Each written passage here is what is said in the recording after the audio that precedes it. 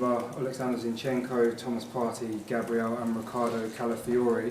Are you able to give any updates on any of them? Yeah, we have to manage a lot of the players. Some of them probably not going to be fit to be able tomorrow. Some of them are still out, so we have still 24 hours to make those decisions and hopefully the right ones. How frustrating has it been trying to deal with this injury crisis pretty much all the way through the season? It is what it is. At the end, we have to accept the challenge, and there's opportunities for other players as well to do that.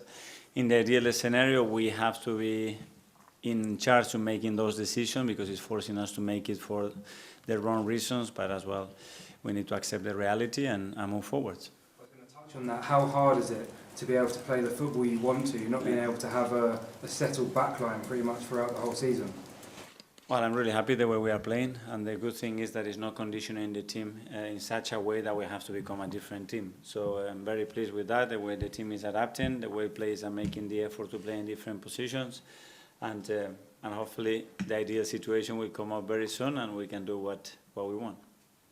Obviously, you have a great record from set pieces, and I know you've scored 16 goals in your last 5 games, but do you feel you need to create more chances from open play? We want to create more from every angle, and from set piece as well. We could have created more, we created, and we should have scored another 1 or 2. So always trying to evolve and be better. Darmish from Sky. Hello, Mikel. Hello.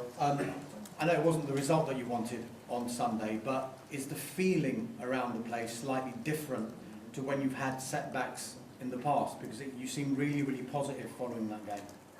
Yeah, and the more I watch it, the more, to concede what we concede and how the hell we draw that game is difficult to understand, but it's the beauty of football as well. So we will adapt, obviously put our heads up. It was disappointing, it was very emotional as well because scoring the second one and getting disallowed, it was tough, but we have to move every 3 games. It's another opportunity and we need to keep going.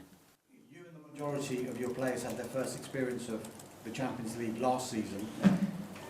What did you learn from that experience, and is there a belief and a feeling maybe that you can create something special this season? Yeah, we have to do a lot of the things that we do in the Premier League. I mean, the tendency always is to look at the Champions League like something else. So how big is the Premier League? How big is the Champions League? You know, the Premier League is this size and the Champions League is this size. We face incredible, difficult opposition every week, That's the good thing, that when we come up now against a really good team like Monaco, that they are doing incredibly well, we are so used to it because we play every 3 days against this kind of opposition. So, yeah, it's learning about certain things, certain scenarios that are different because Champions League is different in a certain way, but there are a lot of similarities in the way we have to compete day in, day out in the league. Final one for me. You've spoken about how big an influence your captain has been since he returned, Martin Odegaard. He's also had a big change in his life recently with the birth of a baby boy. Have you noticed anything different about him? That's for him probably to discuss it, but so proud to see them growing in our class, around our people, and making them feel happy, that is the right environment for them to grow as a person, as a football player, as a father in this case, and we are really happy to have this great news in the team. Simon, Evening Standard. Mikel, can I just check on availability? I know Josh Nichols is someone who could play in that defence, but it didn't look like he was at training. Is he another one who's out at the moment? He's been with some issues. We don't know still whether he's available or not. I can ask you about Gabriel Jesus. It's obviously been a difficult run for him. I think it's 1 goal in 31 games. Just how is he emotionally and mentally at the moment? Because it's probably the longest run of his career he's had a period like this. Like strikers, they go on phases, in moments, and that gap is become big. It's true that obviously there happen a lot of things there. There happen injuries, absences, no playing or starting games that much, but his attitude has been really good. It always is, and we're going to try to help him to overcome that situation as quick as possible. There were some reports in Brazil last week that you'd be willing to let him go in January. Is that the case? No sense. Okay, we'll go to Kaya from London. Hi, Mikel. After the Chelsea game, before the international break, the amount of injuries you had, you described it as an absolute nightmare. You started to feel like that all over again with the amount of players missing. I was hoping to improve it, and it did improve, but very quickly after the first game we started to have issues, probably more issues as well than we expected. But honestly, the good news is that the team still reacts, plays in the way that we want, become so dominant, and we want to continue to do that regardless of who plays. And I think that belief is within the team, and that's very positive. With so many players potentially missing a fullback, it could be an opportunity for Kieran Tierney maybe to come back into the team. He's obviously been away and absent for so long. But is he ready to start? Yeah, he is ready, and he's training really well, and he's going to have an opportunity for sure. The way the team is looking at the moment, he's going to do that for that reason, and because he's earned it as well. The way he's behaved, the way he's been with us, because he's willing to do it, and when that happens, you have to give opportunities to those kind of players. Art Athletic. Hi, Mikel. Just on players being unavailable, when you have to make those changes, I know you're quite big on units and how they work. Is that something that's kind of big in your mind when you're having to make those selection decisions? Yeah, because they haven't played together enough, and you have to alter, and you have certain positions in relation to especially the outside play. You have 2, 3, or 0 left-footed sometimes, and that affects in certain ways our dynamics and the way we want to especially attack.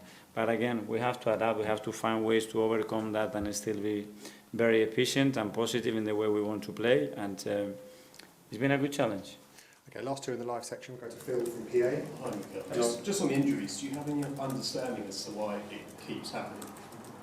Well, it's a knock-on effect. We have a lot of joint injuries, you know, that very difficult to predict, to assess. We have some that has been through tackles, for example, that again quite difficult to avoid. And the other ones probably is overload, you know, the amount of minutes that they have to play. The knock-on effect of having 1 or 2 players not available means that you put more stress and more minutes in somebody else.